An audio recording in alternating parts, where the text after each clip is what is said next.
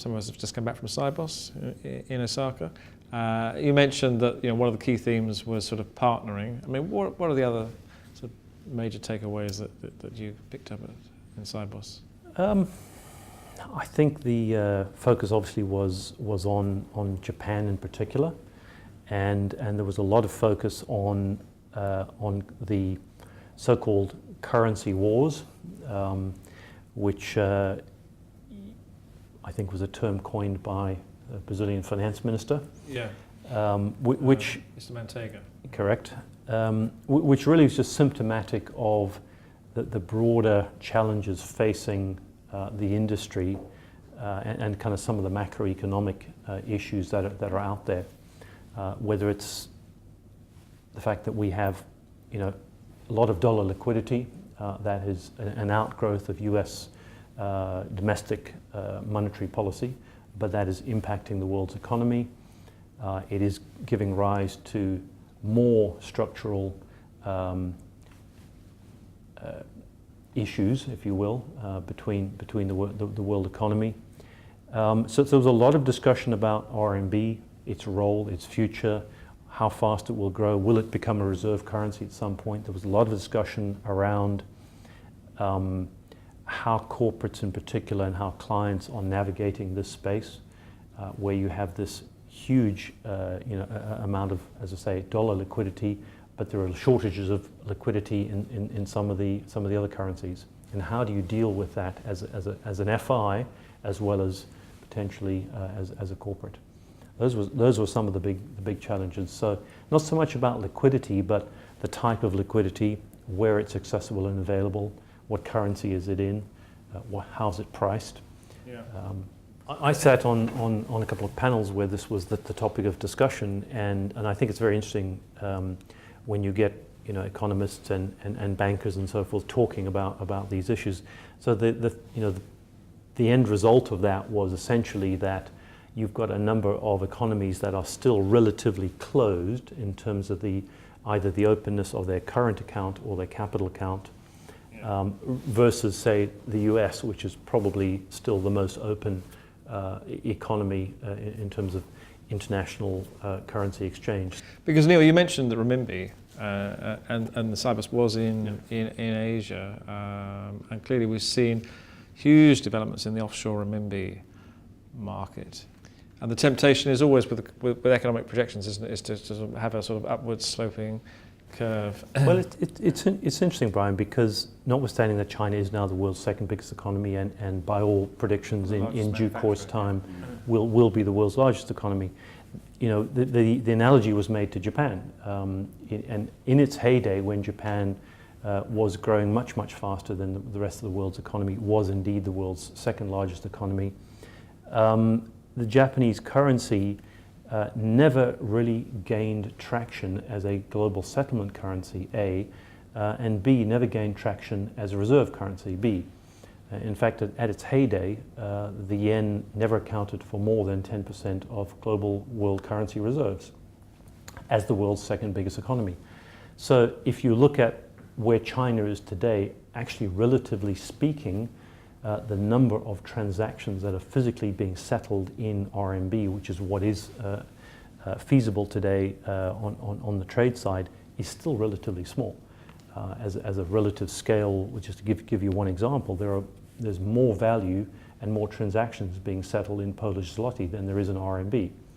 So the discussion is really all about the potential, because we understand the size and scale and ambition and potential of China. Yeah. And it would depend on China's leaders wanting to release a lot of control over the economy, which also has, other political implications. So it's very conceivable to see RMB becoming a more prevalent means of commercial exchange. Can we foresee a situation in the next 5 years where China's capital controls are lifted, where it becomes a fully convertible international currency with a rich, fully developed capital market? Probably not. Will there be parallel services, dim sum bonds and so on and so forth, that are available to international investors in RMB? Yes. Will that be a material market? Yes. Will it be relative in scale and size to some of the developed markets? Not in the short run. Neil, on Sibos, again, I think on the regulations, what I picked up from people was that they all have deadlines now. And the deadlines are 2013 for Basel, 2014 for SEPA, and there really is no escape. Do you think there's a certain urgency that there wasn't perhaps 12 months, even 12 months ago? Definitely, certainly amongst the FIs, but I would caution that doesn't necessarily extend to companies that are also affected by the same legislation, or the same regulations. And I think the constraint there is as much as anything the availability of specialist expertise, resource, to some degree budgets, to simply execute what are in many cases very, very significant, substantial change programs for large companies. If you take any of the industries that are heavily dependent, in the case of SEPA, for example, on direct debits, and anybody who is running a multi-ERP'd back-end platform, this is a major structural change to how they run and operate their business.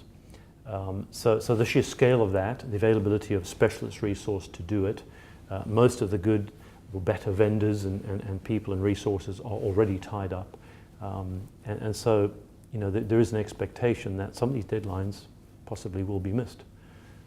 Okay. Mike, is that your feeling too, that some of the deadlines on the regulatory side are unworkable? No, I think that this has been coming for a long time. I think most businesses who are living and breathing payments are well and truly aware of what's going on with SEPA, with Basel, with Dodd-Frank, and planning and living and breathing the regulatory changes. So, it's been no surprise to us, and we're certainly fully geared up for the changes. But as you say, people who are in the corporate space, I think, haven't seen the same kind of movements and the same kind of recognition of the change, and also of the opportunity, because I think there's potentially a lot of opportunity coming out of the changes for the corporate space specifically. I don't see a lot of value coming out of SEPA for the consumer. That's the one. That's, for me, that's the big thing. I don't think the consumer really wants what SEPA offers, to be honest, yet. I think it's a. Okay. Well, maybe this tunes to your point, which is that a lot of the regulation is not for the consumer. But you certainly couldn't say SEPA was for the industry, could you? The banks have fought it tooth and nail. And if you look at the kind of margin compression that will result from SEPA, it's radical. I mean, it is very, very significant. So our thinking is that this is actually going to polarize the payments industry, that you will get potentially a consolidation of institutions who are willing and prepared to invest and acquire the scale and build a bigger business. Conversely, you will get people who become niche players, but there is no room for anyone in the middle. So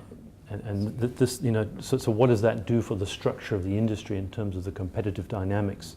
You end up with So you have a very efficient core processing capability, and with a low cost structure, but no innovation. But potentially dominated by, let's say 5 financial institutions or 6. But you have a regulatory headache as well, don't you?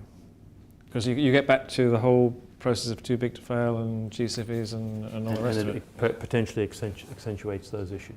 Yes. Neil, isn't there a worry that some parts of the traditional banking business, by dint of the regulations, just become unviable and nobody does them? I'm thinking about, and they can be quite fundamental things. So I'm thinking about project finance, infrastructure finance, things that take a lot of long-term financing that are very risky, and the major banks say, well, hang on, it's not a very attractive business anymore. Definitely, that is a key risk, a key issue, and certainly one of the other sort of polarization scenarios we see is companies that are liquid, have access to the capital markets, are not reliant particularly on banks for running and funding their business, versus those that are not. And the competitive impact now of being in Camp A versus Camp B is quite extreme. because of certain financing vehicles either being uneconomic from a financial institution perspective, or the cost of access being that much higher, or indeed in some cases just not available. And so there's a real premium now on having that liquidity question solved if you are a large company, and you might also extrapolate from that certain industry consolidation scenarios where weaker players will potentially become vulnerable to stronger players because of the differences in their financial profile. We have essentially a number of strategic tests that we work through systematically to look at exactly where we take the business and where we are active and where we're not active. And the first and most important one, at least from my perspective, is listening to your customers and being customer-led and being very, very clear about what they value and designing your business around that. Second one for us is you need to be, as I mentioned earlier, a player. You need to be in the top 3 ideally, if not top 5, or have a strategic path to get there because of the economics of the way the business works. And as a bank, you need to be self-funded. You need to be able to deliver through cycle competitive returns and commensurate with the industry and so forth. Once you filter what you're doing through those various lenses, it becomes very clear what you need to focus on. And I think our bank has made some very tough decisions about businesses that we will or have indeed historically exited, where it was very clear they either didn't meet those strategic tests or we were not going to be best in class or able to compete with our peer group. And I think that now will become fundamental for every institution to be doing that. Okay, Mike Jones from PayPal, let's give you the last word. Thank you. You obviously saw an area where you could extract value, but you're not.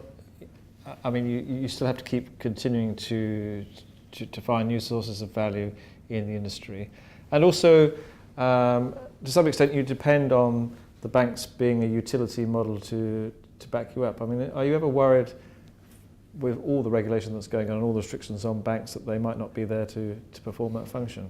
Well, I think that's a really good question, actually. The first point to that is yes, we have innovated and developed and evolved, but based on doing something that wasn't being done before. So it's an incremental business that we've driven. This e-commerce spending and activity wasn't possible. So PayPal's existence is driving incremental volume. And we still get case studies from our customers where they say we turn on PayPal and hey, we get 10% more volume. We turn it off, that volume disappears. So we know you're driving incremental volume for us as a retailer.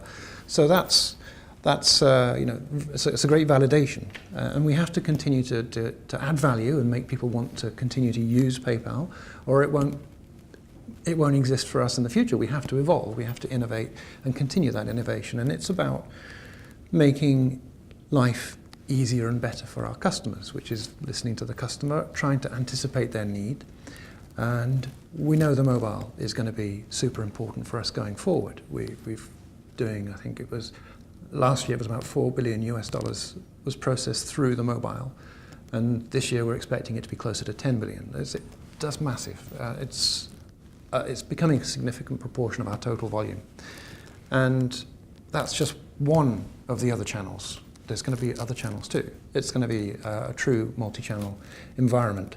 And then how do you make sure that you're able to add value to the customer who's starting to use you in the multi-channel environments where you want to offer them incremental value, you want to offer the retailer incremental value, you want to be able to make it possible for someone to get loyalty, redeem that loyalty, return goods, and get just a seamless user experience to move their money in ways they want to, both the business and the consumer. So we've got a lot of great ideas on these kinds of things, and there's a lot of work being done. But it's not a static situation, as we said before. It's a changing world. Will PayPal be the one wallet to rule them all? I doubt it. I'm sure there'll be other payments vehicles in the world in the future, but we'll certainly be, at the moment, I think we're the global leading wallet, and we anticipate staying in that place. Okay, well, on the optimistic note for PayPal at least, let's end the discussion. Thanks to an excellent panel. We've been trying to make payments simple. This was the Bankers Leadership Series in association with Royal Bank of Scotland. My name is Brian Kaplan. I'm editor of The Banker.